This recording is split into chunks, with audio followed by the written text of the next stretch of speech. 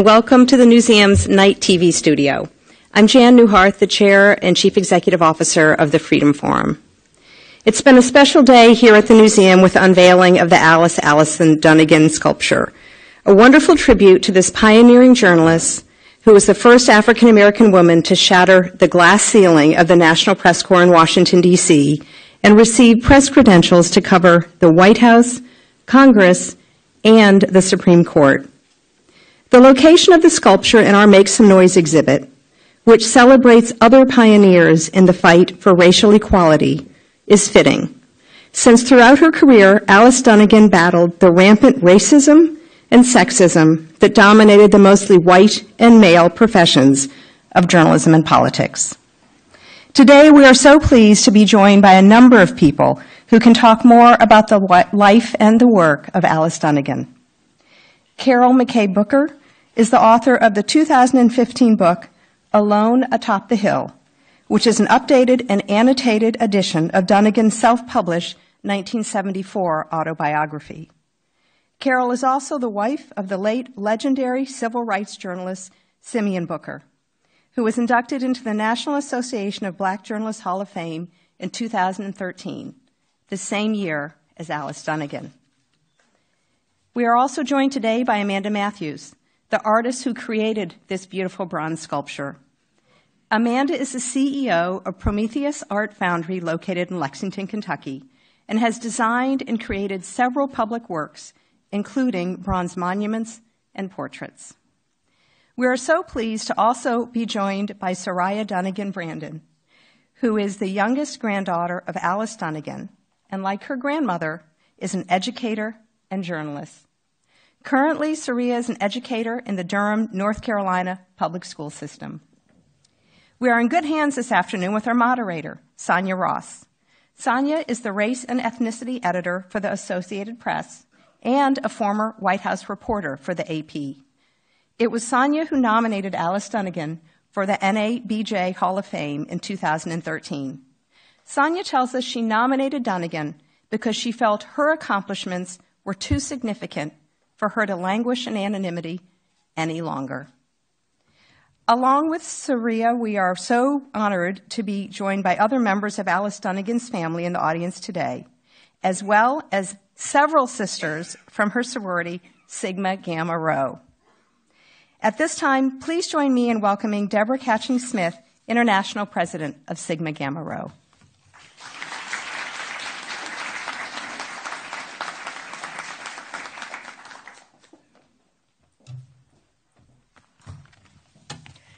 Good afternoon.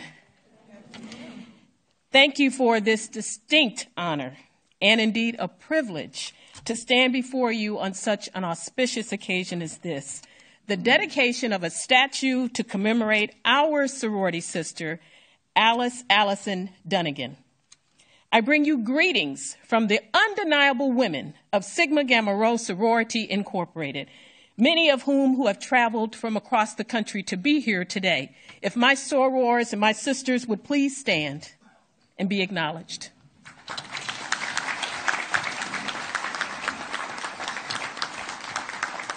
Thank you. We also want to give special acknowledgement to one of our past presidents, national presidents, Dr. Menora J. Bryant, who is with us here today, who lives in the D.C. area, and we are so glad that Dr. Bryant could join us. If you could stand, Dr. Bryant. We have many with us from our International Board of Directors who have traveled from across the country on this magnificent occasion. Our Executive Director from our International Corporate Headquarters located in Cary, North Carolina. If she would please stand, Cynthia Eubanks. Also, we have our Regional Director who is with us as well, Thomasina Gore from North Carolina. And then we have our international historian who flew in from Los Angeles, California, and her name is Tamika Williams-Clark. Thank you so much. When the word spread amongst our sisterhood about this amazing acknowledgement and honor to Alice Allison Dunnigan, we were just overjoyed and elated. Yes, another hidden treasure is now being displayed to the world. We know that this is the stage where we have an opportunity to encourage, inspire, and promote what accomplishments that Alice Dunnigan made as a trailblazer in the world of journalism. The news media, as we all know, is currently under attack by this administration. Supporting the fourth estate, which is the media, does not reflect a political bias or a nonpartisan effort.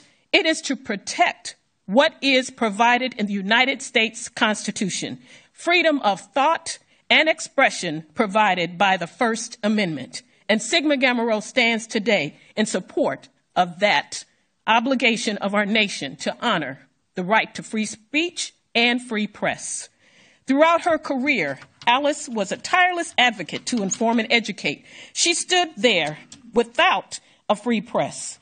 Individual freedoms are under attack. She understood the ethical journalism and freedom of thought and expression that are essential to our democracy. We believe that Alice joined Sigma Gamma Rho Sorority Incorporated because of the sorority's mission aligned with her own mission. The racism and gender bias she faced was prominent not only in journalism, but in our society in its totality.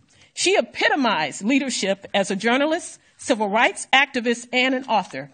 She was intentional and impactful. We, the women of Sigma Gamma Rho Sorority Incorporated, stand with the Newseum leadership and the Freedom Forum to announce our support for journalists who boldly seek the truth, focus on the facts, and hold government and business and other institutions accountable. Alice's perseverance and all that she has accomplished is merely an inspiration to all of us. The celebration of her accomplishments here today to the field of journalism and the world is simply amazing. We want to thank the Newseum staff and leadership for this acknowledgement of our member. We also want to shout out John Maynard for his phenomenal partnership with Sigma Gamma Rho. Let's give John Maynard a round of applause. And now I would ask the women of Sigma Gamma Rho to please stand as we honor and acknowledge two phenomenal leaders of the Newseum. Ms. Jan Newharth, Chair and Chief Executive Director, Officer, and Ms. Patty Rule, Vice President of Exhibits at the Newseum. If you ladies would both come forward. We would like to honor the Newseum. If you'll join me on the stage, ladies. Okay, good. Thank you. Sigma Gamma Rho Sorority Incorporated salutes the Newseum and the Freedom Forum for your dedication to free press, free speech, and free spirit, and for recognizing our sorority sister, Alice Allison Dunnigan, journalist, civil rights activist, and author, on this day, September 21st, 2018.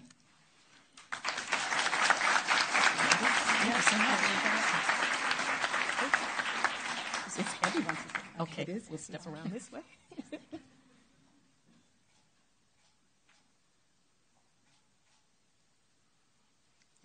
Thank you, Debbie. Thank you so much.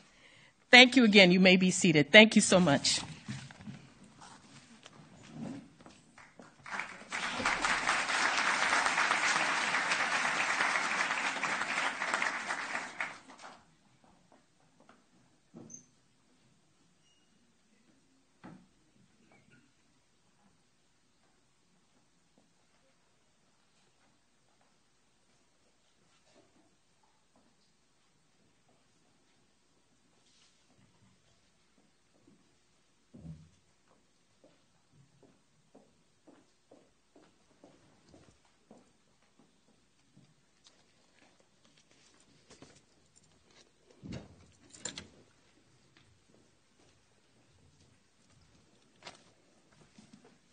Hello, everyone. I am very excited to be here. As they said to you earlier, my name is Sonia Ross. I am currently race and ethnicity editor for the Associated Press, a former White House correspondent, and chair of the Political Reporting Task Force for the National Association of Black Journalists. I nominated Alice in 2013 for the NABJ Hall of Fame because of the significance of her contributions. And to me, they struck me as the type of significant things that we black women do all the time. We hold it down for the world. And I felt that her moment to shine had come. Before we get into our amazing discussion about this amazing lady, I'd like to take a minute to recognize Mrs. Dunnigan's family. There are a significant number of her family members here, and would you all just stand to be recognized for your grand relative?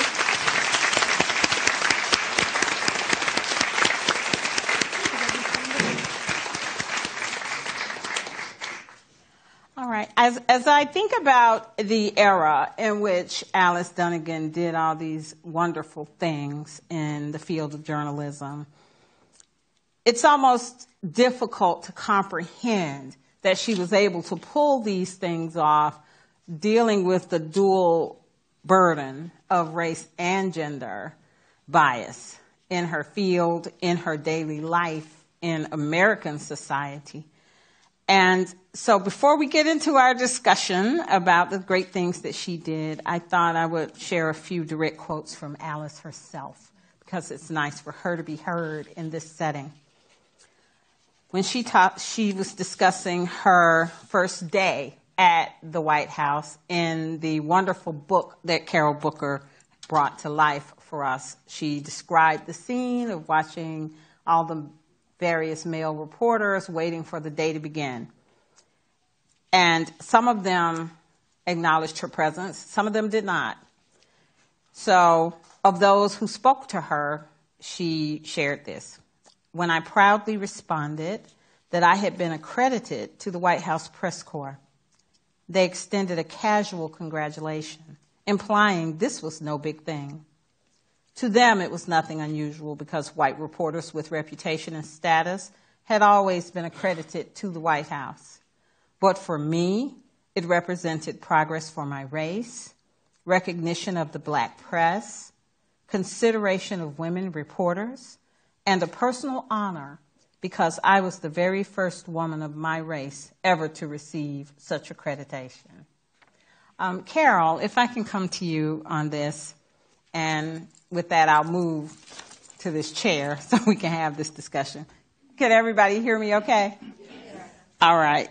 Carol, I want to throw it to you to talk about the significance of this and Alice Dunnigan as a visionary.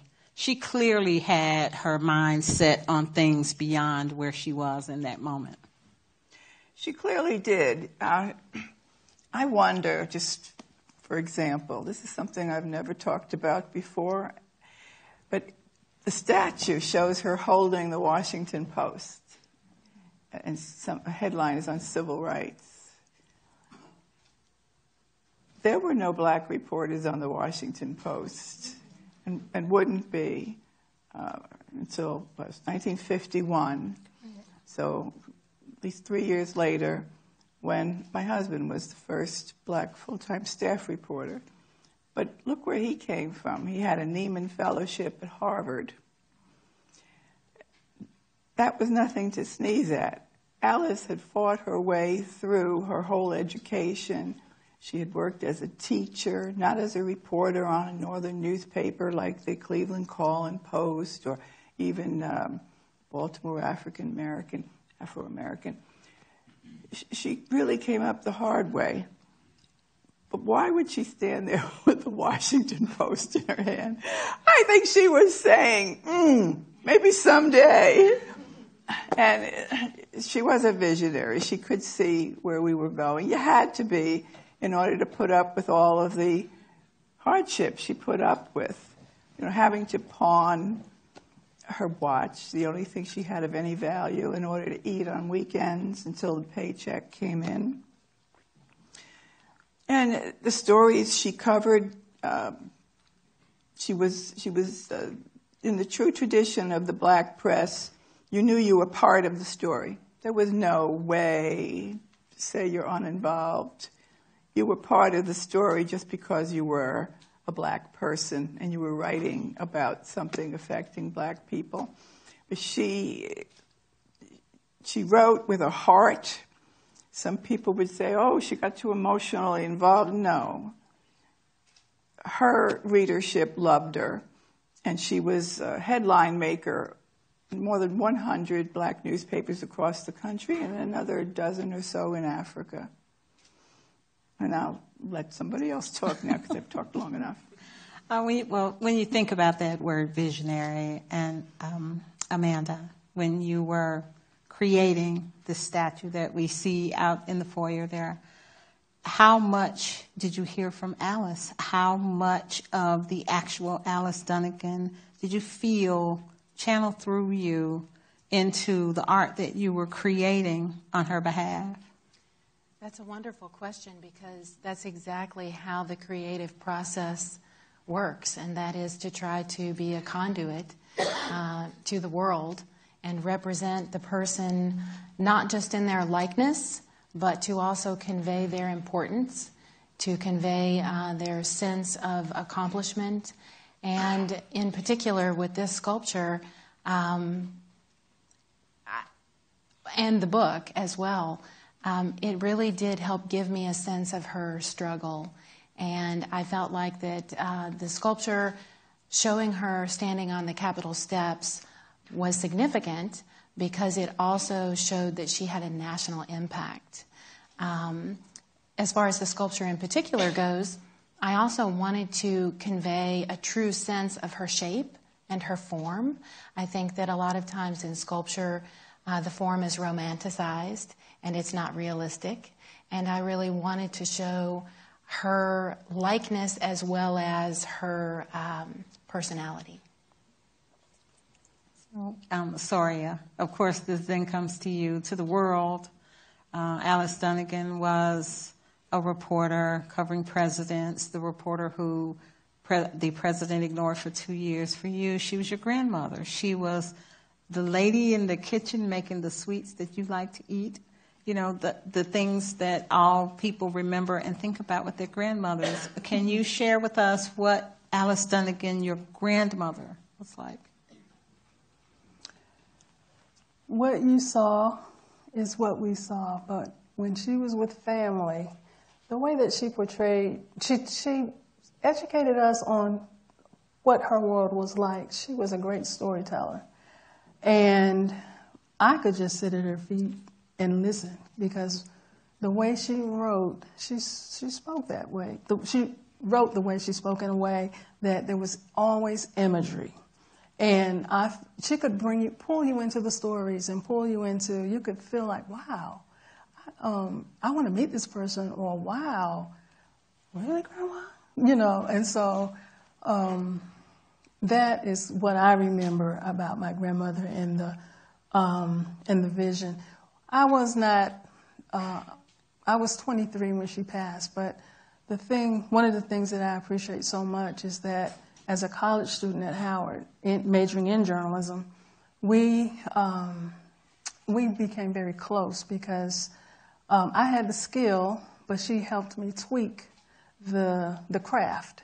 And so she could often give me a point of view that I would not have had for one, because of my age, and two, just hadn't lived life long enough or hadn't really been out, into the community, whatever. But I think having read her autobiography and then Alone Atop the Hill, the thing that I appreciate now is that as I read, I see we can relate now because you've lived, life has hit you, you've experienced some of these things, and now I can understand Mother Alice, some of her stories. I could not understand them to the impact that I understand now, but I can now as a mature adult.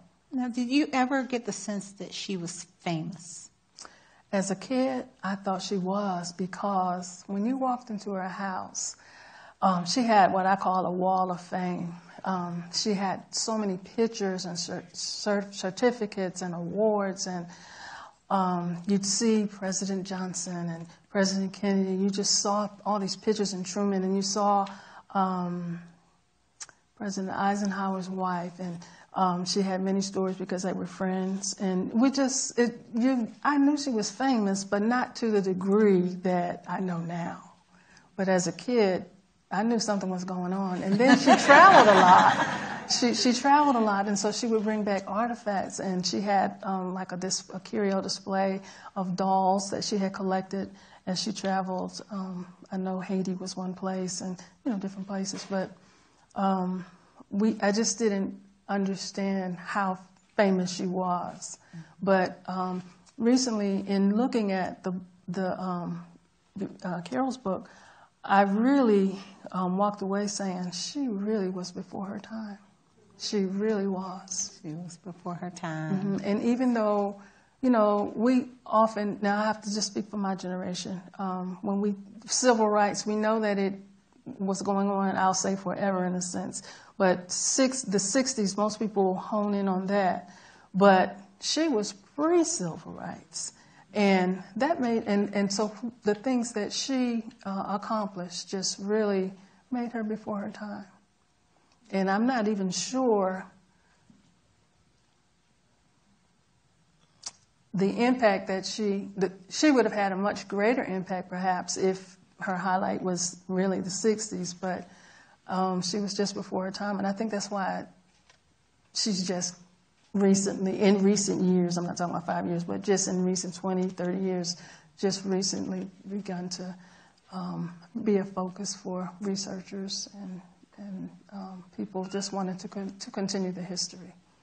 Now, Carol, as you were going through the process of bringing Alice's words back to life, what sense did you get that she was always prescient about, like you were saying, being ahead of her time, that she could see a moment that hardly anyone else around her was aware of or even gave her credit for being able to accomplish for her race, for women, as she stated in the quote that I read from the book?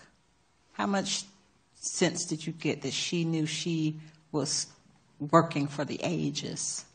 Well, she knew the way the world should be. She knew when she saw something that wasn't right.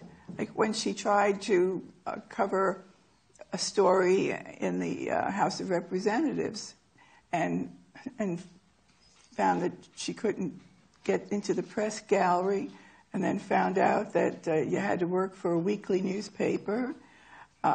She saw things that were wrong, and she set about to right them. Now, Louis Lautier, who had been with the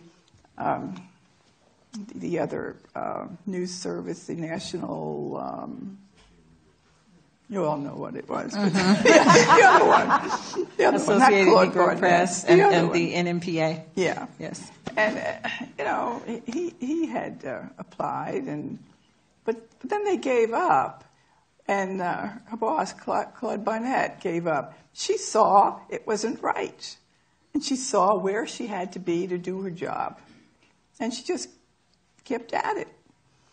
And then she gets the rules changed. Her boss, Claude Barnett, didn't see it. He didn't think she'd be admitted, and he didn't even send in the letter of recommendation for her until she said, "What's going on here? Louis Lautier has been admitted, and I'm the one who made all the fuss and got the rules changed." And so then he sends in the letter of recommendation. And then after that experience, she goes to the White House herself, and she doesn't ask for any help from her publisher. She goes right in, and she says to Truman's press secretary, I've just been admitted to the House and Senate press galleries. Now, what are you going to do? and he said, well, no problem. Send a letter. And she sends the letter, and she's admitted as the first woman. And she's recognized at the news conferences until she really ticks off Eisenhower because he didn't want to be bothered with civil rights. He didn't want questions on that. And so after a few times when she's recognized, a few times a year, but that's all you can expect with that kind of a crowd. But then he ices her out, and then Ethel Payne comes a few years later from the Chicago Defender, and they work out a plan where we'll both ask civil rights questions, and maybe one of us will be recognized. Well, Eisenhower catches on to that, and then he doesn't call on Ethel anymore, and Ethel gives up and says, well, I'm not going to waste my time. Alice hung in there, and I think the visionary part comes in there, too. You don't hang in when you know it's futile. She hung in there because she knew eventually it would change. And, of course, eventually it did. Hence that awareness that she was working for the ages and for posterity. Oh, yeah. Great perseverance. I think that's one of the major words, characteristics you have to take away from Alice's life. Yes, she persisted, and one of her greatest virtues was perseverance through everything in a personal life as well as her professional life. She's a sweet lady, if you ever met her. I met her at my husband's office at one of his Jet Magazine's famous Christmas parties. And she was just sitting next to somebody else along the library there in the big conference room. And she had such bearing that you knew she was somebody. So I said to my husband's secretary, who is that? And she answered in almost reverential tone, that's Alice Dunnigan.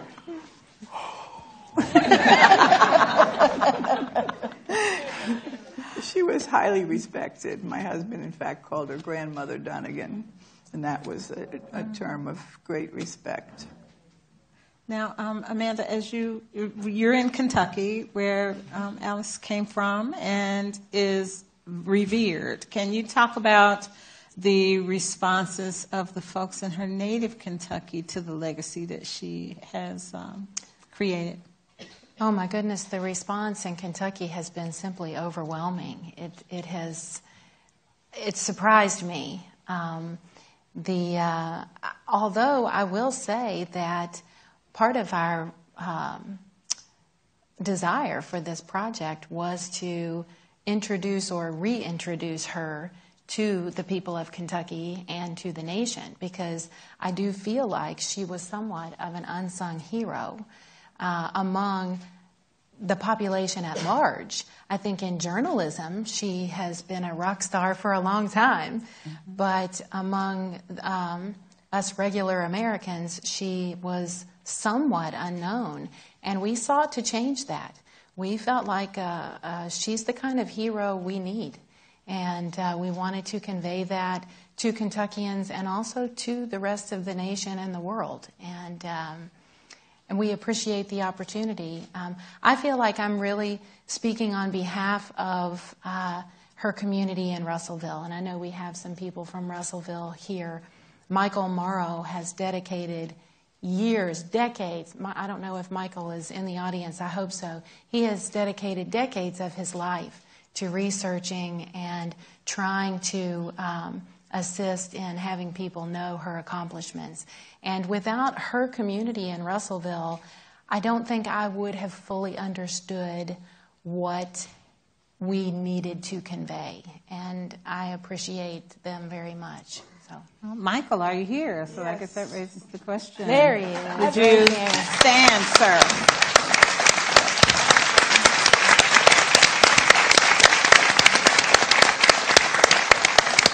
Would you like to say anything about her significance in Russellville? I'd just like to say that when I first heard of them, I grew up in There you go. Got a mic for you there. I said I never heard anything about her, and her great nephew gave me a book about her. And I read the book and I said, oh my God, it just shocked me that somebody like that could come from my community and we not learn about it in the schools and stuff. Exactly. So since then, I just started trying to get people to know who she was. That is awesome. Thank you. So I'm hearing a lot of pluck and courage. That seems to be the hallmark of Alice Dunnigan. Soria, can you share with us her temperament, her personal bearing, not just as your grandmother, but also in all the dimensions that you've gotten to know her as? One of the things that she described in terms when she got her initial accreditation, she talked about the perseverance, the persistence, the strenuous preparation that she had gone through, and how her ability was proven. But when she also said that she put a heroic fight to obtain the things that she did. She could not give up. And in a sense, I guess I'm a little spiritual here, but when I think of that, I think about how Queen Esther, when she was going before the king, she said, if I perish, I perish. And in the way my grandmother said, whatever it takes. If I'm a martyr for my community, that's what I'll do. And what I saw was assertiveness, but not aggression. And I felt like I've only known an even-tempered woman. And I think sometimes people can say things. One person can say it and it's not received, but someone of my grandmother's temperament could say it and it be received, because she could say it with a tone that was acceptable. You got the message, but it wasn't. People in this day and time call it nice nasty. So you're saying your grandmother was nice nasty? I think that she demanded a respect that she was going to get, even though there were, inequalities and all of that. But she persevered and pressed through, and it probably didn't. It mattered, but it didn't matter. If you weren't with her, she was going to go forward. So I think she was one of these people. If you're with me, fine. But if not, I have to progress on.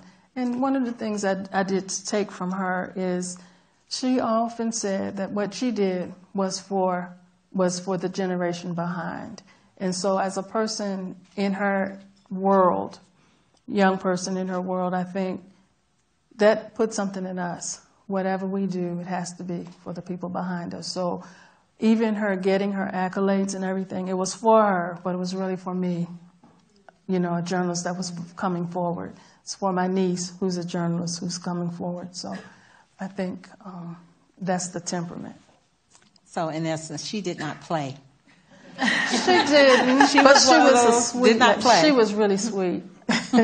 She was. Now, I want to take a few minutes to talk about the examples that this wonderful personality, examples of her experiences that reflect this wonderful personality that she had from each of you. And then after that, we'll open it so the audience can ask some questions too. Who wants to go first, Carol? Or Well, I think one of the great advantages we have today with our technology, going back not that long, but long enough, we have Alice's voice. Yes. We can hear her actual voice. One of my favorite things is on the Kennedy Library website, you go to President John F. Kennedy's first news conference, and you pull that up, the audio of it, and about 8 minutes in, Alice is the first female reporter to be recognized to ask a question. And you hear this lovely Kentucky drawl, a sweet voice. And she says, Mr. President, what are you going to do about the black Kentucky farmers who dared to vote in the last election and have lost their farms and have been living in tents as a result of that? And it is just the sweetest voice. And Kennedy comes back with a real answer, and not like she would have gotten or had gotten at times from Eisenhower. No, why don't you take that to the Secretary of Agriculture, would have been probably what Eisenhower would have said. Kennedy comes back and says the Justice Department is on it, and we're going to take care of that. And then there's also an interview that she did with an oral library, I forget which one now, but where she goes all through these experiences, and you can hear her talk about it in her own words. And I think that's fabulous. You can really get a sense of the woman herself. do you think that that's a result of how meticulous she was about maintaining records, quotes, experiences, documentation for posterity's sake? She seemed to be thorough about saving information for the ages. She must have been, because when she finally retired after the Nixon administration began, she set about to write her memoir, and it is 676 pages, and it is chock full of history and very meticulous. And then if you go look at her papers at the Howard University, fantastic collection. And then a lot of her photographs are down at Emory University. And she collected things for posterity. It had to be to preserve the history. And it's a period in history where a lot of us today, we don't know much about that era, the Truman era. And I think one of the reasons Alice is not better known is because the civil rights movement that came in after, with Kennedy was really a tsunami. Mm-hmm. And you have so many people exploding on the scenes, from sit-ins to journalists to, everything you could think of. And there's Alice, forgotten.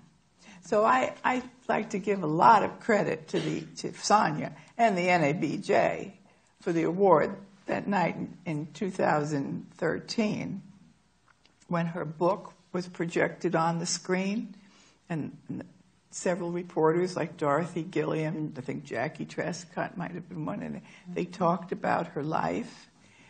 And I was so thrilled that night to hear that.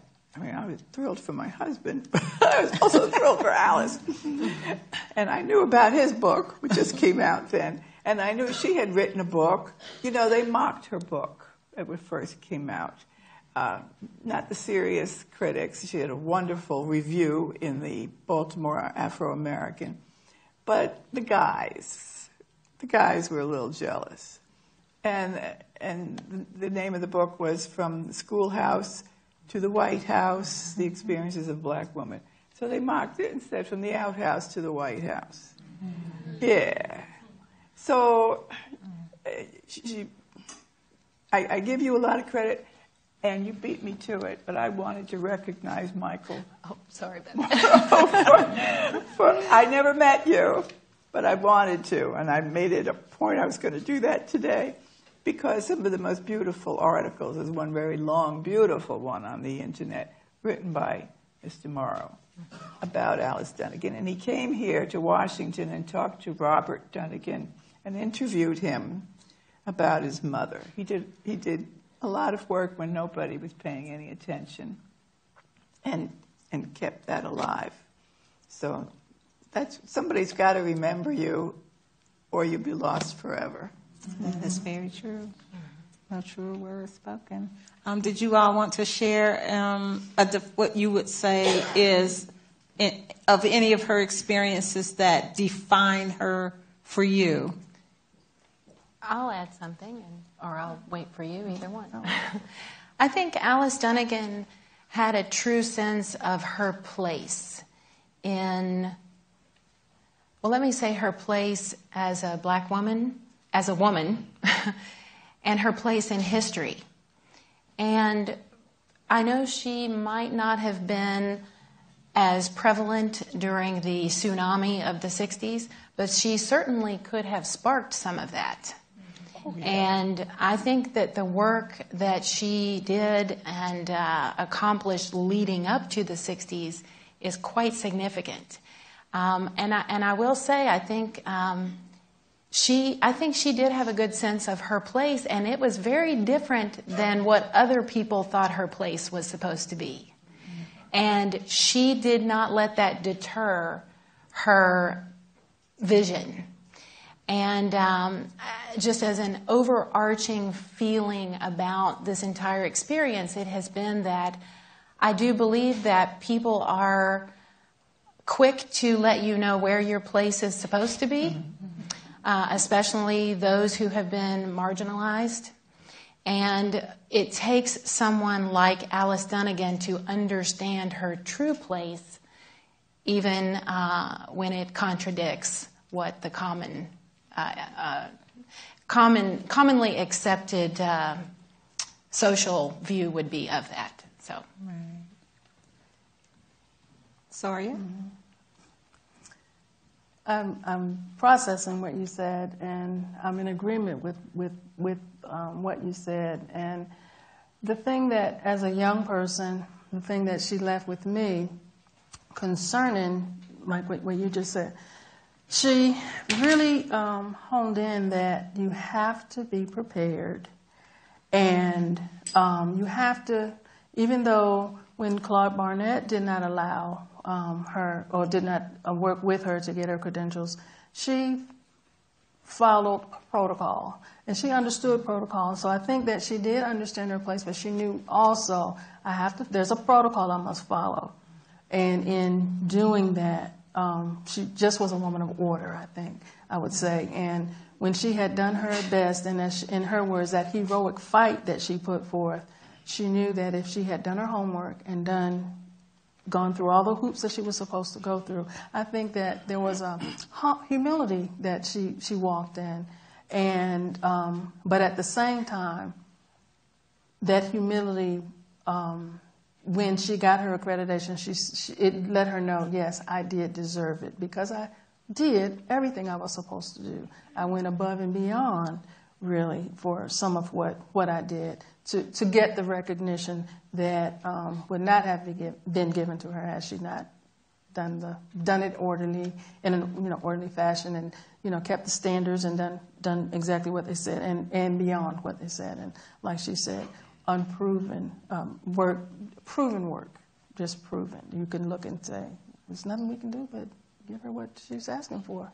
Mm-hmm. Now, I don't know about you all in the audience, but the more I hear about this lady, the greater she becomes to me, just in terms of the wonderful things that she did. So does anyone in the audience have a question that, already, okay.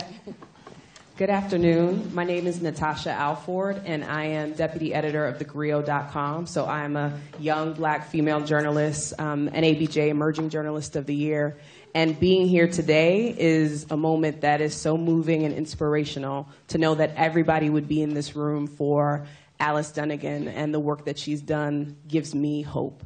My question, particularly for her granddaughter, is what do you think how can young black female journalists carry her legacy forward? What do you think the lessons would be for us, particularly at this time when women like April Ryan and Abby Phillip, we are holding down the fort in difficult times? I think that she would say, keep the fight. And in her words, a heroic fight. Fight to the end, do everything that you can, thinking about the generation behind you, thinking about what you can leave them, because you're still paving a way. You're still a pioneer, and particularly in this day and time with technology and so on and so forth, you're paving the way for the young people coming behind us. And she talked about being prepared. She talked about being persistent, persevering. Those things still work. And so it's just the fight continues. I know if she were here today, she would say we've made some crossroads, some inroads, but there's still a lot more to be done. And so we have to find our little niches and follow our hearts and do that craft it to meet your need, to meet the generation to come. So be true to your calling, but be prepared. Next question.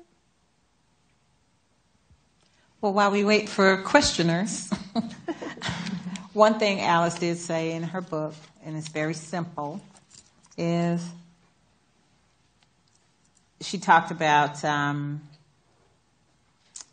how she was well aware of the significance of obtaining a press credential and going to the White House and covering the presidency.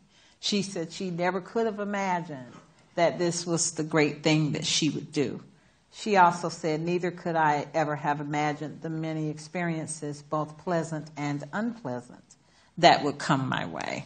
Now, we've got pretty good documentation of some of the pleasantries of her work. Carol, can you share some of the unpleasantries? And I recall there was one incident in 1948, after she had gone through everything she went through to get accredited, to get the funds to travel on President Truman's campaign tour. And she's out there covering the news, first black woman on the campaign trail like that. And something happened to her. I think it was out in Cheyenne. Yes. Was it Cheyenne, Wyoming? Or maybe not. There's something it was good Cheyenne. It was Cheyenne. Mm-hmm. She's walking along with the press corps. They're behind the limousine. The governor's limousine picks up Truman. And all the press has to follow, walking along a short route to the governor's mansion. And a military guard, military were lining the streets, steps out and grabs her shoulder and tries to push her back and says, "Get back with the crowd, you don't belong here." And Alice just keeps right on going. And a white reporter from a Tennessee newspaper said to leave her alone. You don't know who you're messing with. She's a member of the president's press corps. Yeah. And Alice, she just took it, but it was horrible. And everybody else was very embarrassed about it and told her how awful it was. And Alice took the punches as they came, and she had gotten used to the hard knocks back home in Kentucky as a teacher. So she's in the car, her car on the train. At the end of the day, a couple of days later, And she takes off her shoes, and you know how the seats are facing each other in the car, the private little car you have. And she puts up her feet, and she puts the typewriter on her lap, and she starts typing away. And there's a little knock, knock on the door, and the door opens, and it's the President of the United States. And she knows you're supposed to stand when the President walks in, but she can't move because she's got a typewriter. You know how big they were in those days. Even the ones you traveled with were pretty heavy. And she says, "Oh, Mr. President, Mr. President." That's all she can say, "Mr. President." And he asks her if she's being treated okay.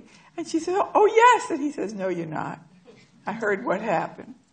And if anything happens again, you let my people know, and we'll take care of it."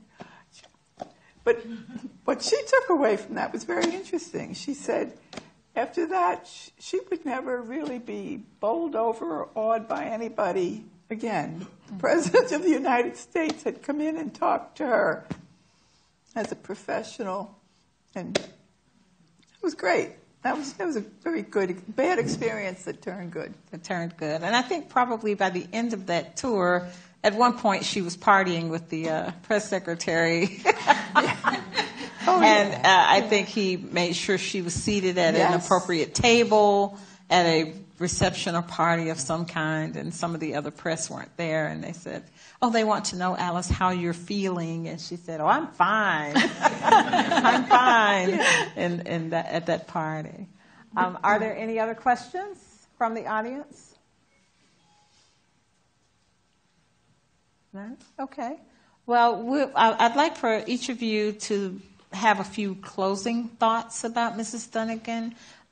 If you had to choose the takeaway from today and the significance of her presence here in the museum, what would you say people should take away from this experience today? Well, I don't know any woman who has read this book who hasn't come away with a feeling of inspiration, a feeling of whatever I'm facing in my life, whether it's personal, we didn't even get to the two very unfortunate marriages, whether it's professional, school teacher, journalist, whatever it is, look what she did. And she was not, would you say, an extraordinary woman. She was a woman, flesh and blood, like everybody else here. Mm-hmm. What she did was extraordinary. Her accomplishments were extraordinary. But she wasn't Wonder Woman. And so when you read that story, you get the feeling of, yes, I can. Mm-hmm.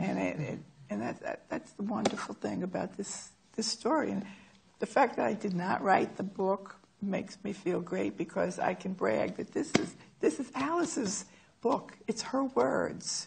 Mm-hmm. There's nobody else taking her material and doing it over in their own mindset. This is Alice Dunnigan in her own words. And that's what made it such a joy. And if you read it, and then you go online and you hear her actual voice, right, you can feel like you know Alice Dunnigan. And I'll just add to that. She really was a visionary. She could see a future where equality existed. And I don't think she ever lost sight of that vision.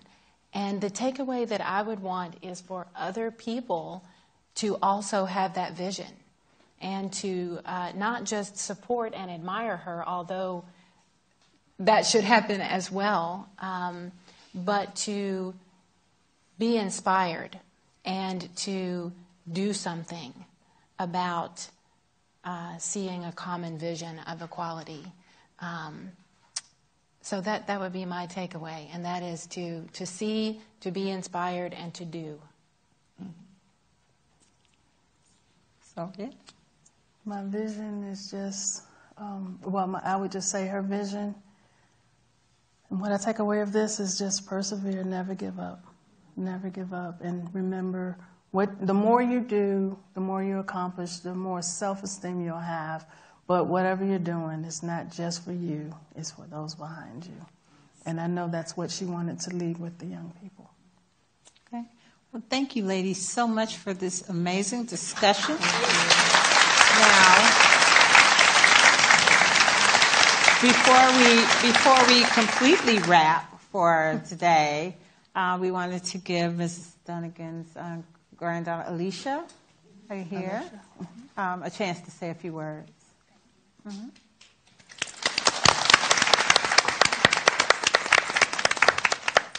Good afternoon. I hope I won't stumble through this too much. I had to make some last-minute additions and things, so please be patient and bear with me. My name is Alicia Dunnigan, and I'm the eldest grandchild of Alice Dunnigan.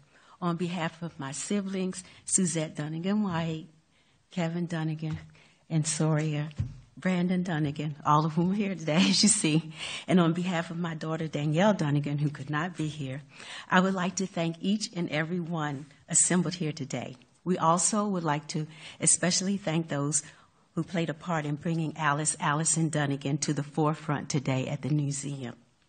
Thank you, John Maynard, for the numerous emails, and phone calls to Suzette while planning this event. We thank you and the museum staff for their curation of the exhibit and for their creation of this panel and forum. Thank you, Sonia Ross, for the part you played in the recognition of our grandmother by the National Association of Black Journalists. Thank you so much. Thank you, Amanda Matthews, for your artistry, dedication, and vision in transforming images of our grandmother into a beautiful bronze statue that will endure for generations. Thank you, Carol Booker, for your hard work and dedication in condensing and editing our grandmother's book and republishing it in order to make her story more relevant and accessible to current and successive generations. A special thank you to Michael Morrow of the West Kentucky African American Museum and Research Center. Thank you so much for your over 30 years of dedication in attempting to make our grandmother as well known as other civil rights figures in the country. Thank you so much for that, and your efforts are paying off. Thank you so much. We also want to thank Deborah Ketchum-Smith and Sigma Gamma Rho sorority for your presence here today. And thank you, Soria, for representing us on the panel and in so many interviews today. We owe you a dinner, probably lunch, breakfast, a whole lot of stuff. You will be rewarded, okay? Trust me. This is a momentous occasion for us, but there is some sadness in this occasion because our dear cousin Cheryl Allison Alexander, who was scheduled to be here in celebration with us, lost her life in a tragic accident just last week. We want to extend our sincere love and appreciation and condolences to her son Jason and to her brothers and sisters, especially those in attendance here today. Where is? Yes. Okay. Their strong love, faith, and courage has allowed them to be here, even in the midst of their painful loss, and we treasure their presence here today. Yes. In closing, I would like to say that even as direct descendants, we will forever stand in awe at the person that was our grandmother, the fearless, relentless journalist, the ardent civil rights advocate, the crusader who dared to speak truth to power. But we remember her most as our beloved grandmother. And she was sweet. She was. She really was. Maybe she reserved most of her sweetness for us. The Alice Dunnigan we knew was warm, loving, gentle, and wise. She would always be there for each and every one of us to offer us love, support, and temporary housing when necessary, and pearls of wisdom and encouragement along with hugs and some of the best home-cooked Southern food you have ever tasted in your life. No joke, no joke. I especially miss that buttermilk cornbread made from scratch and cooked on top of the stove in an old cast iron skillet. She had skills. Let me tell you, she had skills. I'm getting hungry, so I got to stop. That's all. And finally, considering, and especially because of you, young lady, when you were talking out there, considering the current political climate in our country today, we know our beloved grandmother would want us to give a few words of encouragement on her behalf to all the journalists and aspiring journalists assembled here today who follow in her footsteps. She would tell you to keep pushing. Keep confronting and riling those in authority. Keep demanding to be heard, even when those in power may choose to ignore, revile, and threaten you. She would tell you that your communities and this nation still desperately need you just as much as they did in her time, to keep asking the tough questions, to continue to shine the light on injustices, and to continue to bring truth to the masses. The free press is not the enemy of the people. The free press is exactly the opposite. It is fundamental to the functioning of a true democratic society. Thank you.